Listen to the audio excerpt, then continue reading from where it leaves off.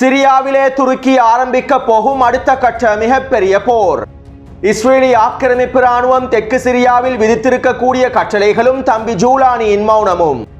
யமனுக்கு எதிராக செங்கடல் பிரதேசத்திலே களமிறக்கப்பட போகும் ஆஸ்திரேலிய துருப்புக்கள்.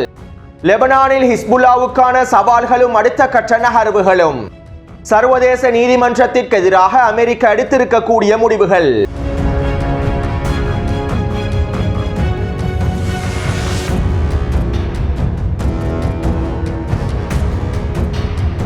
நேற்றைய தினமும் ஈரானின் டர்பிஸ் பிரதேசத்தில் 4.3 ரிக்டர் அளவில் நிலநடுக்கம் ஏற்பட்டுள்ளது. இந்த வாரத்தில் மாத்திரம் ஈரானின் வடக்கு, தெற்கு மற்றும் மேற்கு பிரதேசங்களில் 3 நிலநடுக்கங்கள் ஏற்பட்டுள்ளன. இந்த நிலநடுக்கங்கள் இயற்கையாக ஏற்பட்ட நிலநடுக்கங்கள் என்பதற்கான தரவுகள் குறைவாகவே காணப்படுகின்றன.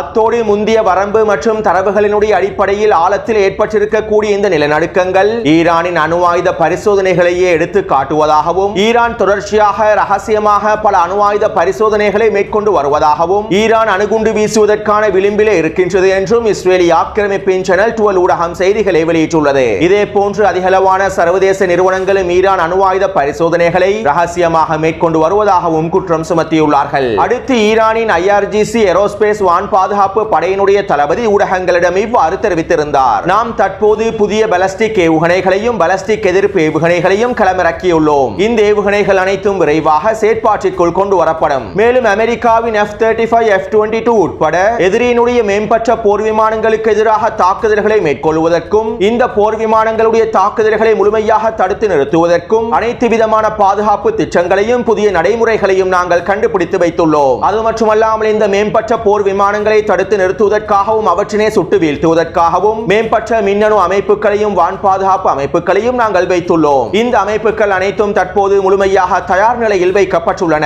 இனி வரக்கூடிய நாட்களில் எதிரியோடு நாங்கள் புதிய மோதலை கொண்டிருந்தால் எங்களுடைய தாக்குதல் சக்தி மற்றும் கடுமையான தற்காப்பு திறன்கள் தொடர்பான ஒரு மிகப்பெரிய கலவையை உங்களுக்கு அவதானித்துக் கொள்ளலாம். மேலும் எங்களுடைய தாக்குதல் சக்தி மற்றும் கடுமையான தற்காப்பு திறன்கள் எதிரியினுடைய ஒட்டுமொத்த பிழையான கணக்கீடுகளையும் முழுமையாக வெளிப்படுத்தும் என்றும் வான் பாதுகாப்பு படையினுடைய தளபதி தெரிவித்துள்ளார். எனவே தற்போது ஈரான் எல்லா விதத்திலும் முழுமையாக தயாராகி வருகின்றது. ரகசியமான அணு ஆயுத பரிசோதனைகள், மேம்பட்ட வான் பாதுகாப்பு அமைப்புகள், எதிரியின் போர் விமானங்களை முழுமையாக வீழ்த்துவதற்கான செயல் திட்டங்கள் என அனைத்து விடயங்களிலும் ஈரானிய தரப்பினர் முழுமையாக தயாராகி வருகின்றார்கள். அத்தோடு நேற்றிரவு இஸ்ரேலி ஆக்கிரமிப்பின் போர் அமைச்சரவையிலே நெதன்யாஹூ சில முக்கியமான கலந்துரையாடல்களை மேற்கொண்டிருந்தார். இந்த கலந்துரையாடலின் போது ஈரானுக்கு எதிராகவும் ஈராக்குக்கு எதிராகவும் அடுத்த கட்ட தாக்குதல்களை ஆரம்பிப்பது தொடர்பாக சில முக்கியமான பேச்சுவார்த்தைகள் மேற்கொள்ளப்பட்டிருப்பதாகவும் இஸ்ரேலி ஆக்கிரமிப்பு ஊடகங்கள் குறிப்பிட்டுள்ளன. ஜனாதிபதியாக டொனால்ட் ட்ரம்ப் பதவியேற்பதற்கு முன்பு ஈரான் இஸ்ரேலி ஆக்கிரமிப்புக்கு எதிரான தாக்குதல்களை மேற்கொள்ளும் என இஸ்ரேலி ஆக்கிரமிப்பின் இராணுவ தலைமைகள் மதிப்பீடு செய்திருப்பதாகவும் தெரிவிக்கப்படுகின்றது.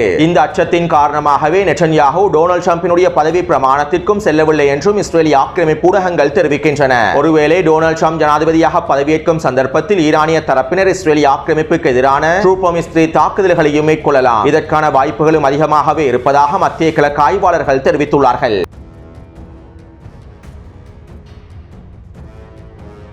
அடுத்து லெபனானினுடைய புதிய ஜனாதிபதியாக லெபனான் அரசை ராணுவத்தினுடைய தலைமை அதிகாரி ஜோசப் பவுன் அவர்கள் தெரிவு செய்யப்பட்டுள்ளார். அமெரிக்காவினதும் இஸ்ரேலி ஆக்கிரமிப்பினதும் சவுதி அரேபியாவினதும் துருக்கியினதும் விருப்பத்திற்கு அமைவாகவும் அழுத்தங்களுக்கு அமைவாகவுமே ஜோசப் பவுன் புதிய ஜனாதிபதியாக தெரிவு செய்யப்பட்டுள்ளார். லெபனானில் தற்காலிக யுத்த நிறுத்தம் ஏற்படுத்தப்பட்டதிலிருந்து ஹிஸ்புல்லா ராணுவத்தினை பலவீனப்படுத்துவதற்காகவும் லெபனானுக்குள்ளே ஹிஸ்புல்லாவின் செல்வாக்கை குறைப்பதற்காகவுமே ஜோசப் பவுனை ஜனாதிபதியாக தெரிவு செய்ய வேண்டும் என அமெரிக்கா மும்முரமாக வேலை திட்டங்களை முன்னெடுத்திருந்தது.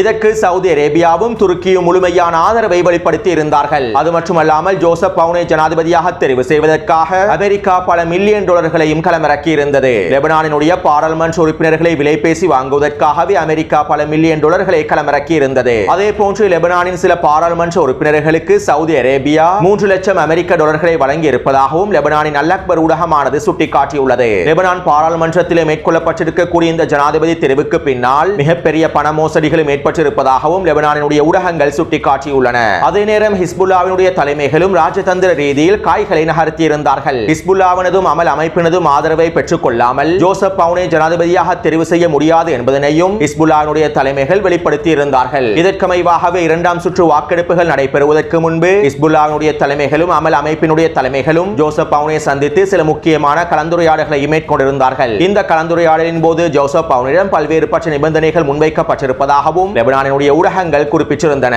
அத்தோடு ஜனாதிபதியாக ஜோசப் பவுன் பதவியேற்றதும் இவ்வாறு தெரிவித்திருந்தார். நான் லெபனானிலே நடுநிலை கொள்கைகளுடைய உறுதிப்பாட்டை நிலைநிறுத்துவேன். லெபனானினுடைய அரசியலமைப்பை மீறாமல் அரசியலமைப்புக்கு முழுமையாக கட்டுப்பட்டு என்னுடைய ஆட்சியினை வழிநடத்துவேன். அத்தோடு இஸ்ரேலிய ஆக்கிரமிப்பினால் அளிக்கப்பட்ட பிரதேசங்களை நாங்கள் ஒன்றிணைந்து முழுமையாக கட்டியெழுப்புவோம். மேலும் இஸ்ரேலிய ஆக்கிரமிப்பின் அச்சுறுத்தல்களில் இருந்து லெபனானை முழுமையாக பாதுகாப்பதற்கான எல்லா விதமான வேலை திட்டங்களையும் முன்னெடுப்பேன். அதே போன்று எங்களுடைய பலஸ்தீனிய சகோதரர்கள் இடம்பெற செய்யப்படுவதையும் நாங்கள் முழுமையாக நிராகரிக்கின்றோம். பலஸ்தீனிய மக்களுக்கான முழுமையான ஆதரவை நான் தொடர்ச்சியாக வழங்குவேன் என்றும் லெபனானின் புதிய ஜனாதிபதி ஜோசப் பவுன் தெரிவித்துள்ளார். இவ்வாறு புதிய ஜனாதிபதியாக தெரிவு செய்யப்பட்டிருக்கக்கூடிய ஜோசப் பவுன் பலஸ்தீனிய மக்களுக்கு ஆதரவாக கருத்துக்களை வெளியிட்டிருந்தாலும் இஸ்ரேலிய ஆக்கிரமிப்பின் தாக்குதல்களில் இருந்து லெபனானை பாதுகாப்பதற்கான வேலை திட்டங்களை மேற்கொள்வேன் என குறிப்பிட்டிருந்தாலும் இவர் அமெரிக்காவுக்கு மிகவும் நெருக்கமானவராகவே இருக்கின்றார். எனவே மத்திய கிழக்கு பிராந்தியமானது மிகப்பெரிய போர் ஒன்றை நோக்கி நகர்ந்து கொண்டிருக்கக்கூடிய சூழ்நிலையில் அமெரிக்காவுக்கு மிகவும் நெருக்கமான அமெரிக்காவுக்கு ஆதரவான ஒருவர் லெபனானின் ஜனாதிபதியாக தெரிவு செய்யப்பட்டிருப்பது ஒரு மிகப்பெரிய சவாலாகவே பார்க்கப்படுகின்றது. ஹிஸ்புல்லா ராணுவத்தினர் ராஜதந்திர ரீதியில் காய்களை நகர்த்திய சில நிபந்தனைகளை முன்வைத்திருந்தாலும் ஜோசப் பவுன் ஜனாதிபதியாக தெரிவு செய்யப்பட்டிருப்பது ஹிஸ்புல்லா ராணுவத்திற்கு மிகப்பெரிய சவாலாகவே பார்க்கப்படுகின்றது.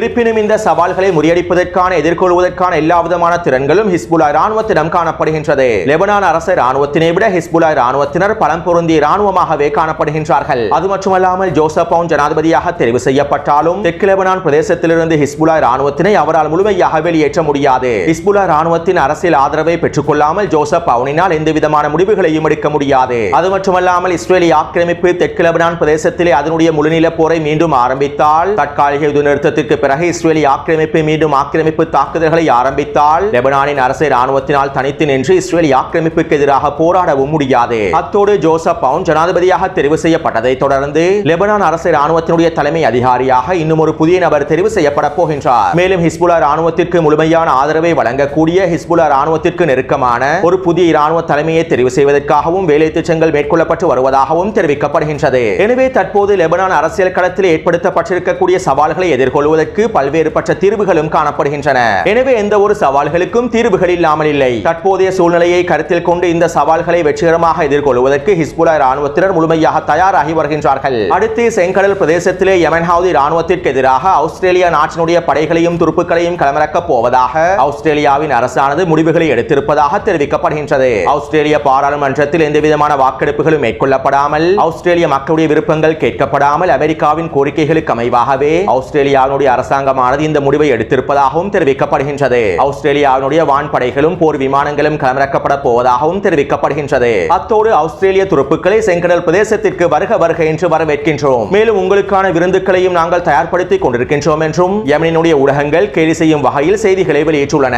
15 மாதமாக செங்கடல் பிரதேசத்திலே அமெரிக்காவின் கடற்படையினாலும் விமானப்படையினாலும் எதுவுமே சாதிக்க முடியவில்லை. இப்படியான சூழ்நிலையில் ஆஸ்திரேலியாவின் படைகள் செங்கடல் பிரதேசத்தில் களமிறக்கப்படுவதன் மூலமாக எந்தவிதமான மாற்றங்களும் ஏற்பட போவதில்லை என்றும் யமன் ஹவுதி ராணுவத்தினுடைய தலைமைகள் தெரிவித்துள்ளார்கள். அடுத்து நெட்டன்யாஹுவுக்கு எதிராக சர்வதேச நீதிமன்றம் பிடியாணையை வழங்கியிருந்தது. சர்வதேச நீதிமன்றத்தினுடைய நீதிபதிகள் நெட்டன்யாஹுவுக்கு எதிரான தீர்ப்பை வழங்கியிருந்தார்கள். இதனால் தற்போது அமெரிக்காவானது சர்வதேச நீதிமன்றத்திற்கு எதிராகவும் சர்வதேச நீதிமன்றத்தினுடைய நீதிபதிகளுக்கும் அதிகாரிகளுக்கு எதிராகவும் தடைகளை விதிப்பதற்கான மசோதாவை இயற்றியுள்ளது. மேலும் இந்த மசோதாவானது அதிக வாக்குகளினால் நிறைவேற்றப்பட்டிருப்பதாகவும் தெரிவிக்கப்படுகின்றது. இதன் மூலமாக இனி வரக்கூடிய நாட்களில் சர்வதேச நீதிமன்றத்திற்கு எதிராகவும் சர்வதேச நீதிமன்றத்தினுடைய அதிகாரிகளுக்கு எதிராகவும் அதிகளவான தடைகள் விதிக்கப்படும் என்றும் தெரிவிக்கப்படுகின்றது. காசாவிலே 45,000க்கும் அதிகமான பலஸ்தீனிய மக்கள் இனப்படுகொலை செய்யப்பட்டிருக்கக்கூடிய நிலைமையில் இந்த இனப்படுகொலைகளுக்கு காரணமாக இருக்கக்கூடிய போர்க்குற்றவாளியான நெட்டன்யாஹுவுக்கு எதிராக தீர்ப்பினை வழங்கியிருக்கக்கூடிய நீதிபதிகளுக்கு எதிராகவும் நீதிமன்றத்திற்கு எதிராகவும் அமெரிக்கா இவ்வாறான தடைகளை விதித்திருப்பது அவர்களுடைய போலியான ஜனநாயகத்தை எடுத்து காட்டுகின்றது.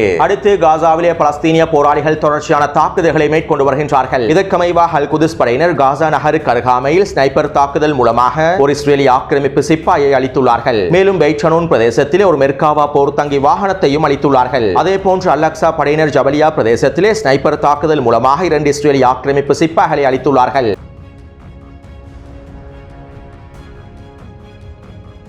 இஸ்ரேலி ஆக்கிரமிப்பு ராணுவம் தெற்கு சிரியாவிலே அதனுடைய விரிவாக்கத்தினை அதிகரித்துக் கொண்டே செல்கின்றது. தெற்கு சிரியாவிலே இஸ்ரேலி ஆக்கிரமிப்பு ராணுவம் அதனுடைய விரிவாக்கத்தினை ஆரம்பித்து ஒரு மாதம் முடிவடைந்திருக்கக்கூடிய நிலைமையில் 508.4 சதுர கிலோமீட்டர் பிரதேசங்களை முழுமையாக கைப்பற்றிக் கொண்டுள்ளது. தெற்கு சிரியாவில் இருக்கக்கூடிய 70% மூலோபாய பிரதேசங்கள் அனைத்தையும் இஸ்ரேலி ஆக்கிரமிப்பு ராணுவம் முழுமையாக கைப்பற்றிக் கொண்டுள்ளது. கடந்த ஒரு வாரத்திற்குள்ளே இஸ்ரேலி ஆக்கிரமிப்பு ராணுவம் குனித்ரா கிராமத்தினுடைய கிழக்கு பகுதியில் இருக்கக்கூடிய 4 முக்கியமான கிராமங்களையும் கைப்பற்றியுள்ளது. அது மட்டுமல்லாமல் இஸ்ரேலி ஆக்கிரமிப்பு ராணுவம் குறித்த பிரதேசத்தில் இருக்கக்கூடிய மக்களுக்கு ஒரு கட்டளை ஒன்றையும் வெளியிட்டுள்ளது. 24 மணித்தியாலங்களுக்குள் குறித்த பிரதேசத்தில் இருக்கக்கூடிய பழங்குடி மக்கள் அவர்களிடம் இருக்கக்கூடிய ஆயுதங்களை முழுமையாக ஒப்படைத்துவிட வேண்டும் என்றும், அவ்வாறு ஆயுதங்களை முழுமையாக ஒப்படைக்காவிட்டால் அவர்களை கைது செய்ய போவதாகவும் இஸ்ரேலி ஆக்கிரமிப்பு ராணுவம் கட்டளையிட்டுள்ளது. அத்தோடு ஒரு பொழுதும் நாங்கள் எங்களுடைய ஆயுதங்களை இஸ்ரேலி ஆக்கிரமிப்பு ராணுவத்திடம் ஒப்படைக்க போவதில்லை என குறித்த கிராமங்களிலே இருக்கக்கூடிய பழங்குடி தலைமைகள் கருத்துக்களை வெளியிட்டுள்ளார்கள். அதே நேரம் சில பழங்குடி தலைமைகள்